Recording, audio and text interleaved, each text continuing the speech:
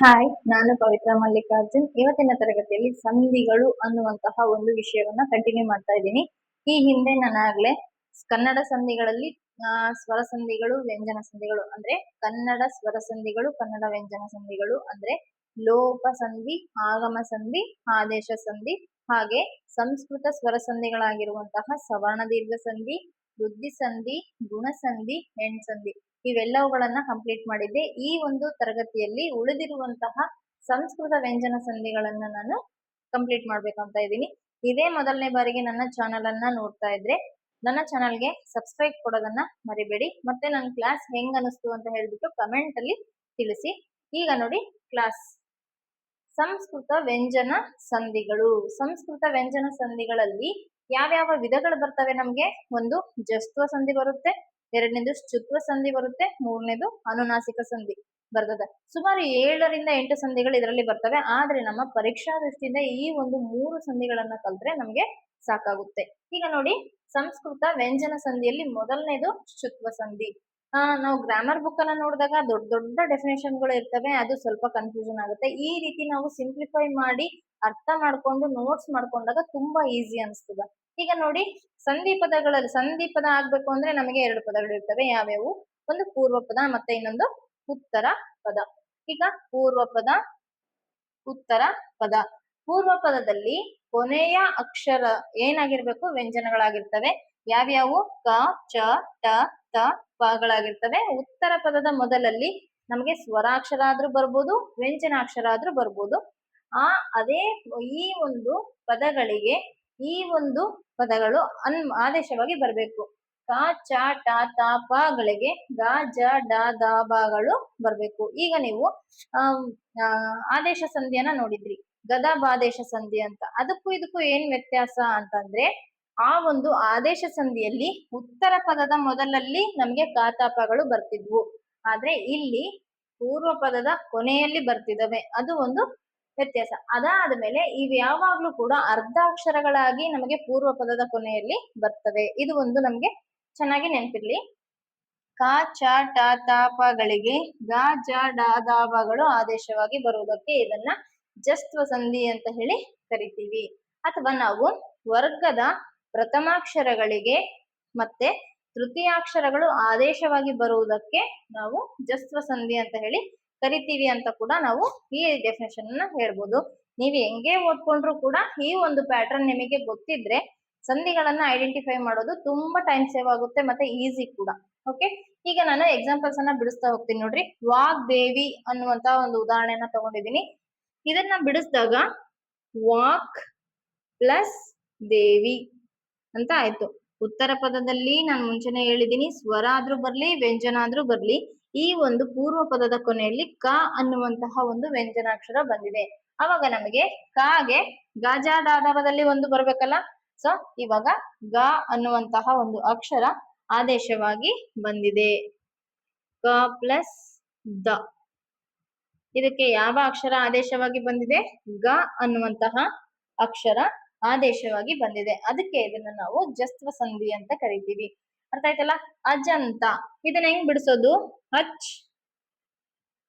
Plus ಅಂತ, ಅಜಂತ. ಇಲ್ಲಿ ನೋಡಿ, ಚ ಅನ್ನುವಂತಹ ಒಂದು ವ್ಯಂಜನಾಕ್ಷರ ಬಂದಿದೆ. ಚ ಅನ್ನೋದಕ್ಕೆ ಯಾವ ಅಕ್ಷರ ಆದೇಶವಾಗಿ ಬರಬೇಕು? ನೋಡಿ, ಇಲ್ಲಿ ಸ್ವರ ಅಕ್ಷರ ಬಂದಿದೆ, ಇಲ್ಲಿ ವ್ಯಂಜನ ಬಂತು, ಇಲ್ಲಿ ಸ್ವರ ಬಂತು. ಅದಕ್ಕೆ ನಾನು ಇಲ್ಲಿ ಬರ್ದಿರೋದು ಸ್ವರ ಅಥವಾ ವ್ಯಂಜನ ಬರ್ಬೋದು ಅಂತ ಹೇಳ್ಬಿಟ್ಟು.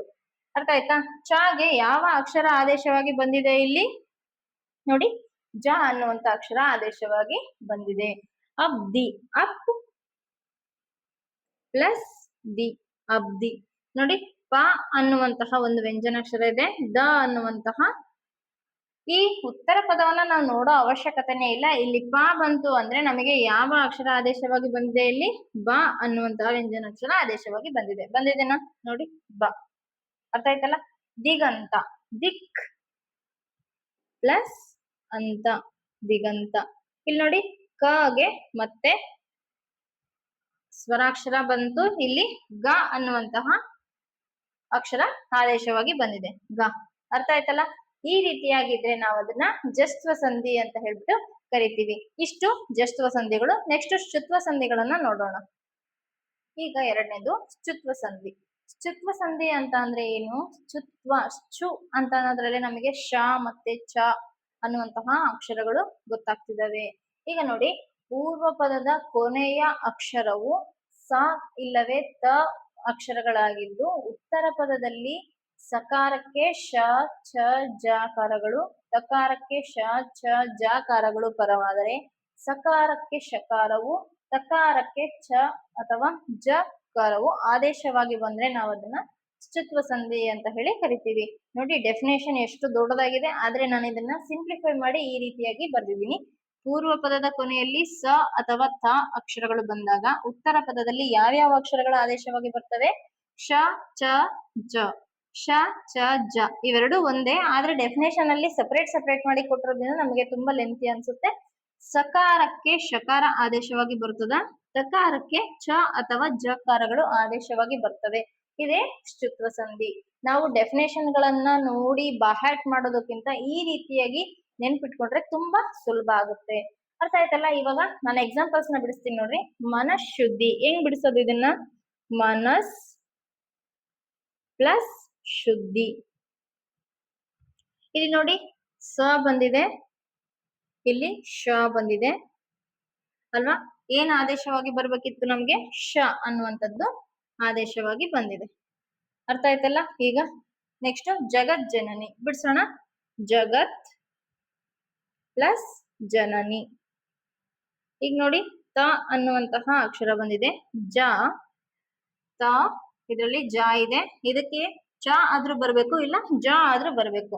ಏನ್ ಅಕ್ಷರ ಇಲ್ಲಿ ಬಂದಿದೆ? ಜ ಅನ್ನುವಂತಹ ಒಂದು ಅಕ್ಷರ ಆದೇಶವಾಗಿ ಬಂದಿದೆ. ಶರಶ್ಚಂದ್ರ ಹೆಂಗೆ ಬಿಡಿಸೋದು ಇದನ್ನ? ಶರತ್ ಪ್ಲಸ್ ಚಂದ್ರ. ಶರತ್ ಪ್ಲಸ್ ಚಂದ್ರ, ಶರಶ್ಚಂದ್ರ. ಈಗ ನೋಡಿ, ತ ಅನ್ನುವಂತಹ ಅಕ್ಷರಕ್ಕೆ ಚ ಅಕ್ಷರ ಪರವಾಗಿದೆ. ತ ಅಕ್ಷರಕ್ಕೆ ಚ ಅಕ್ಷರ ಪರವಾಗಿದೆ ಅಂದಾಗ ನಮ್ಗೆ ಚ ಅಥವಾ ಜ ಬರ್ಬೇಕು. ಇಲ್ಲಿ ಏನ್ ಬಂದಿದೆ? ಚ ಅನ್ನುವಂತಹ ಶರತ್ ಚಂದ್ರ ಆಗ್ಬೇಕದು. ಶರತ್ ಚಂದ್ರ ಅನ್ನುವಂಥದ್ದು ಚ ಅನ್ನುವಂತಹ ಅಕ್ಷರ ಆದೇಶವಾಗಿ ಬಂದಿದೆ. ಇಷ್ಟೇ ನಮಗೆ ಶ್ಚುತ್ವ ಸಂಧಿ. ಈ ಒಂದು ಗ್ರಾಮರ್ ಬುಕ್ ಗಳಲ್ಲಿ ತುಂಬಾ ಲೆಂತಿ ಆಗಿರುವಂತಹ ಡೆಫಿನೇಷನ್ ಗಳಿದಾವೆ, ಅವು ಕನ್ಫ್ಯೂಸ್ ಕೂಡ ಮಾಡ್ತವೆ. ನೀವು ಈ ರೀತಿಯಾದಂತಹ ಡೆಫಿನೇಷನ್ ಗಳು, ಈ ರೀತಿಯಾದಂತಹ ಸಿಂಪ್ಲಿಫೈ ರೂಪವನ್ನ ನೋಡಿ ಓದ್ಕೊಂಡ್ರೆ ತುಂಬಾ ಈಸಿಯಾಗಿ ನೆನಪಿರುತ್ತೆ. ನೆಕ್ಸ್ಟ್ ಇರುವಂತಹ ಸಂಧಿ ಯಾವುದು? ಅನುನಾಸಿಕ ಸಂಧಿ.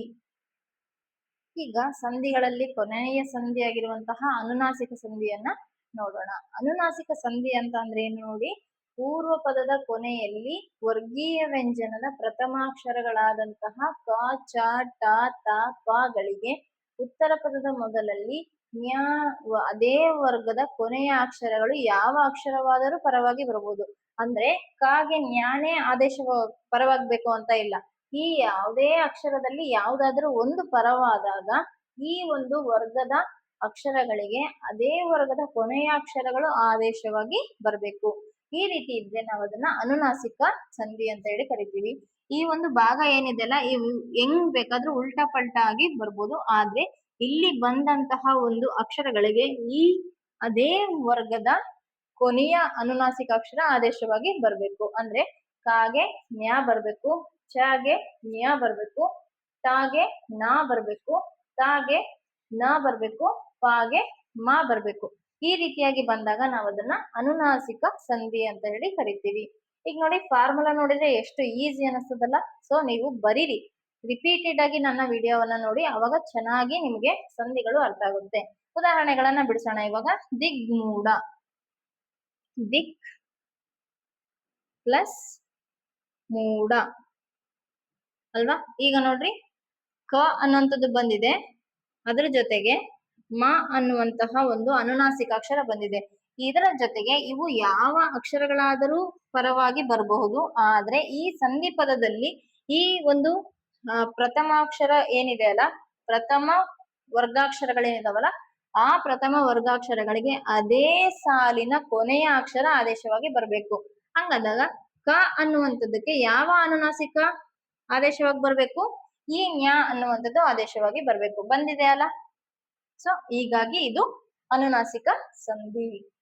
ತನ್ಮಯ ಬಿಡಿಸೋದು ತತ್ ಪ್ಲಸ್ ಮಯ.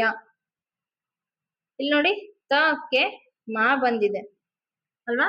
ಲೆಕ್ಕದ ಪ್ರಕಾರವಾಗಿ ನಾವು ನಾನೇ ಬರ್ಬೇಕು ಅಂತ ಹೇಳಂಗಿಲ್ಲ, ಯಾಕಂದ್ರೆ ಈ ಒಂದು ಉತ್ತರ ಪದದಲ್ಲಿ ಯಾವ ಅನುನಾಸಿಕವಾದರೂ ಪರವಾಗಿ ಈ ಒಂದು ಪ್ರಥಮ ಅಕ್ಷರಕ್ಕೆ ಅದೇ ಸಾಲಿನ ಅನುನಾಸಿಕ ಅಕ್ಷರ ಆದೇಶವಾಗಿ ಬರಬೇಕು. ತಕ್ಕೆ ಯಾವ ಅನುನಾಸಿಕ ಆದೇಶವಾಗಬೇಕು? ನ ಅನ್ನುವಂತಹ ಅನುನಾಸಿಕ. ತನ್ಮಯ ನ ಅನ್ನುವಂತ ಅಕ್ಷರ ಅನುನಾಸಿಕ ಆದೇಶವಾಗಿ ಬಂದಿದೆ ಅಲ್ಲ, ಕರೆಕ್ಟ್. ನೆಕ್ಸ್ಟ್ ಷಣ್ಮಾಸ, ಇದನ್ನ ಬಿಡಿಸೋದು ಷಟ್ ಪ್ಲಸ್ ಮಾಸ. ಟಕ್ಕೆ ಮ ಅನ್ನುವಂತಹ ಅನುನಾಸಿಕ ಪರವಾಗಿದೆ, ಆದ್ರೆ ಟಕ್ಕೆ ನ ಅನ್ನುವಂತಹ ಒಂದು ಅನುನಾಸಿಕಾಕ್ಷರ ಆದೇಶವಾಗಿ ಬಂದಿದೆ, ಅದಕ್ಕೋಸ್ಕರ ಇದು ಅನುನಾಸಿಕ ಸಂಧಿ. ಅರ್ಥ ಆಯ್ತಲ್ಲ. ಸನ್ಮಾರ್ಗ ಬಿಡಿಸೋದು ಸತ್ ಪ್ಲಸ್ ಮಾರ್ಗ, ಸನ್ಮಾರ್ಗ. ತಾಕ್ಕೆ ಮ ಅನ್ನುವಂಥದ್ದು ಪರವಾದರೂ ತಾಕ್ಕೆ ನ ಅನ್ನುವಂಥದ್ದು ಆದೇಶವಾಗಿ ಬರಬೇಕು, ನ ಬಂದಿದೆ. ಸೊ ಈ ರೀತಿಯಾಗಿ ಬಂದಾಗ ನಾವು ಅದನ್ನ ಅನುನಾಸಿಕ ಸಂಧಿ ಅಂತ ಹೇಳ್ಬಿಟ್ಟು ಕರಿತೀವಿ. ಇಷ್ಟು ನಿಮಗೆ ಇಲ್ಲಿಗೆ ಸಂಧಿ ಅನ್ನುವಂತಹ ಒಂದು ಅಧ್ಯಾಯ ಮುಗಿತು. ಈ ಸಂಧಿಗಳಲ್ಲಿ ಏನಾದ್ರೂ ಡೌಟ್ ಇದ್ರೆ ಕಮೆಂಟ್ ಸೆಕ್ಷನ್ ಅಲ್ಲಿ ತಿಳಿಸಿ. ಈ ಕ್ಲಾಸ್ ನಿಮ್ಗೆ ಇಷ್ಟ ಆಗಿದ್ರೆ ಲೈಕ್ ಮಾಡಿ, ಶೇರ್ ಮಾಡಿ, ಸಬ್ಸ್ಕ್ರೈಬ್ ಮಾಡಿ.